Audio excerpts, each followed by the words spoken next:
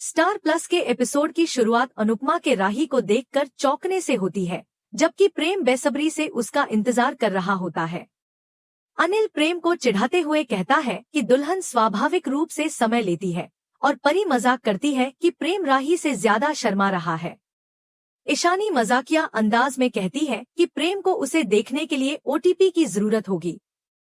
प्रेम के चेहरे पर बेचैनी साफ झलक रही थी, लेकिन उत्साहित होकर वह घोषणा करता है कि वह राही के लिए कुछ भी झेल सकता है और पूछता है कि उसे क्या करना चाहिए। माही उसे थोड़ा और इंतजार करने के लिए कहती है, जबकि ख्याति राही की देरी को लेकर चिंतित हो जाती है। अंश स्थिति को संभालने के लिए जांच करने का फैसला करता है और परी भविष्यवाणी करती है कि प्रेम राही को देखकर रोएगा।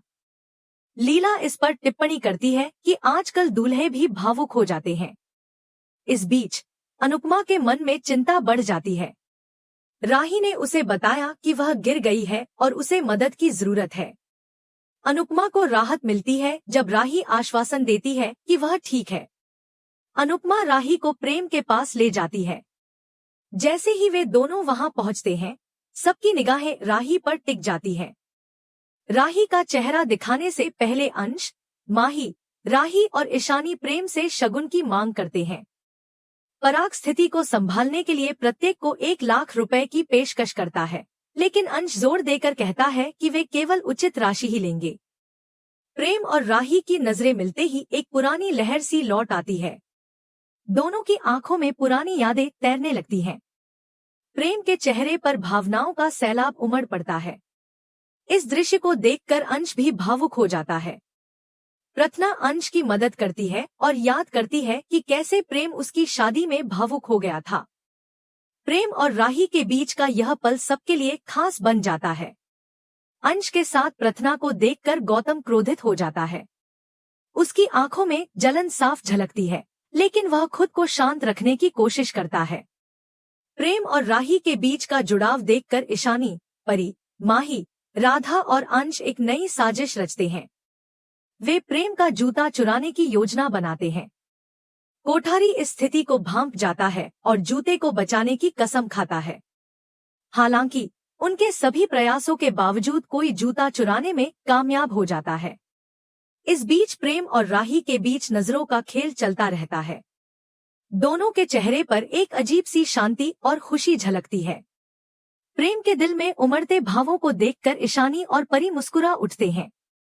वे जानते हैं कि प्रेम के लिए यह क्षण कितना खास है। अंश इस पूरे दृश्य को ध्यान से देखता है और उसे एहसास होता है कि प्रेम और राही का रिश्ता कितना गहरा है। ख्याति अभी भी राही की देरी को लेकर परेशान थी, लेकिन अनुपमा उसे सांत्वना देती है कि सब कुछ ठीक हो जाएगा। इस बीच प्रेम और राही के बीच बातचीत शुरू होती है। प्रेम धीरे से राही का हाथ पकड़ता है और उसकी आंखों में देखता है। राही की आंखों में भी प्रेम के प्रति गहरा प्यार झलकता है। इस बीच परी, ईशानी और माही जूता चुराने की अपनी साजिश पर काम करते रहते हैं। वे धीरे धीरे प्रेम के पास पहुंचते हैं और जूते को निशाना बनाते हैं। कोठारी इस स्थिति को भांप जाता है और जूतों को बचाने के लिए तैयार हो जाता है। अंश और प्रथना इस पूरे खेल को ध्यान से देख रहे थे। अंश को समझ आ जाता है कि जूता चुराने का यह खेल अब गंभीर होता जा रहा है। अचानक परी और ईशानी एक साथ जूते की ओर झपटते हैं और जूता उठा लेती हैं। कोठारी इस पर प्रतिक्रिया देने से पहले ही जूता चुराया जा चुका था। प्रेम इस स्थिति को देखकर मुस्कुरा उठता है। उसे अंदाजा हो जाता है कि उसके दोस्त और परिवार वाले इस खेल में पूरी तरह से शामिल हो चुके हैं। राही भी यह सब देखकर मुस्कुरा उठती है।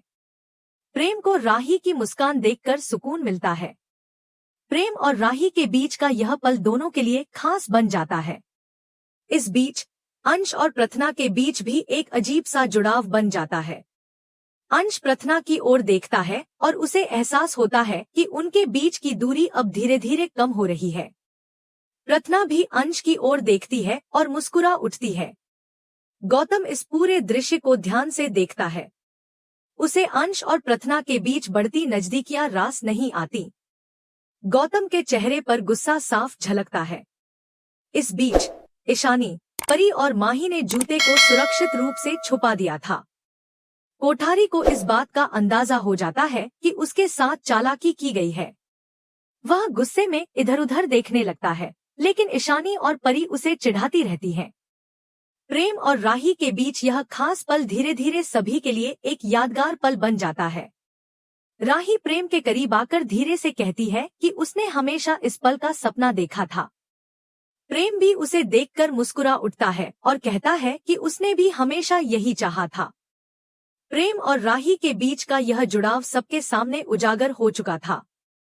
अंश, रत्ना, ईशानी, परी, माही, राधा और ख्याति सब इस दृश्य को देखकर मुस्कुरा रहे थे।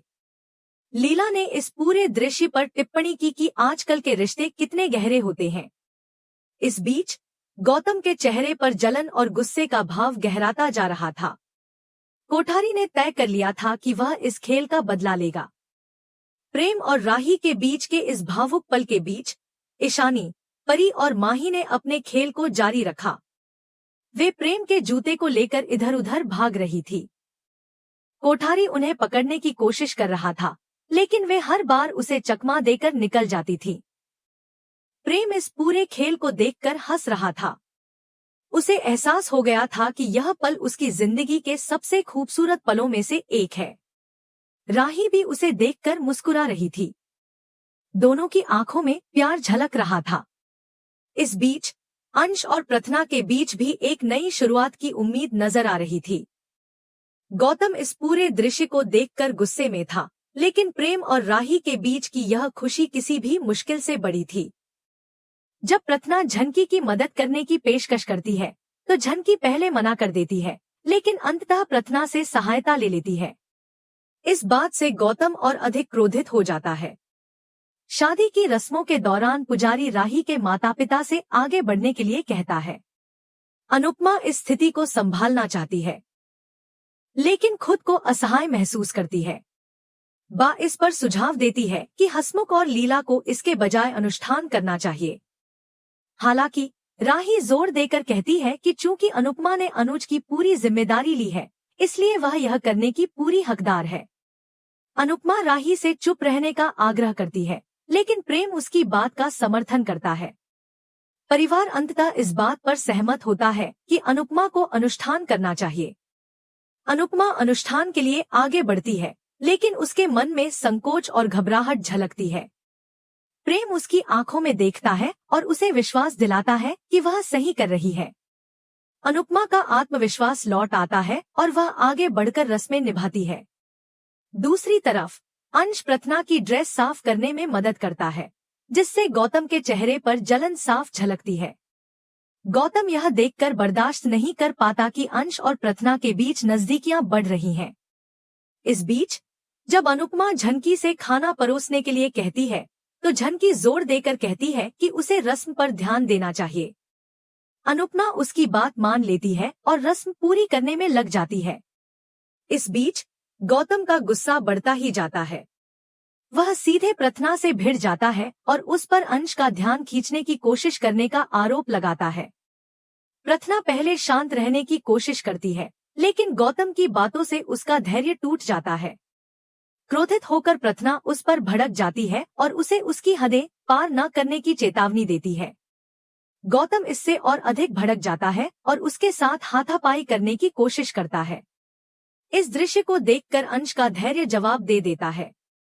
वह तुरंत प्रथना के पास पहुंचता है और गौतम को रोकता है। गौतम गुस्से में अंश से भिड़ जाता है और प्रथना को उसके पिछले प्रेमी के बारे में ताना मारता है। प्रथना की आंखों में आंसू आ जाते हैं, लेकिन अंश उसे संभालता है। अंश की आंखों में गुस्सा साफ झलकता है, लेकिन वह शांत रहने की कोशिश करता है। इस बीच लीला प्रेम का जूता छिपा देती है, इस उम्मीद में कि राही खेल जीत जाएगी। ईशानी और परी स्थिति को भांप जाती हैं और इसे एक खेल की तरह देखने लगती हैं। वे लीला की योजना का हिस्सा बन जाती हैं और प्रेम के जूते को लेकर एक नई चाल चलने की तैयारी करती हैं। प्रेम को इस बारे में कुछ पता नहीं होता और वह राही के साथ रस्में निभाने में व्यस्त रहता है। अनुष्ठान के बीच प्रेम और राही की नजरों का मिलना जारी रहता है। दोनों के चेहरे पर एक अजीब सी शांति और खुशी झलक रही होती है। इस बीच अंश और गौतम के बीच का तनाव बढ़ता ही जाता है। गौतम अंश पर झूठे आरोप लगाने लगता है और प्रथना के खिलाफ उसकी सोच को जहर से भरने की कोशिश करता है।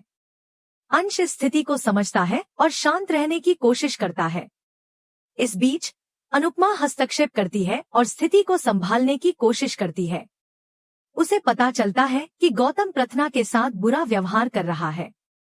अनुपमा इस पर कड़ी प्रतिक्रिया देती है और गौतम को शांत रहने के लिए कहती है।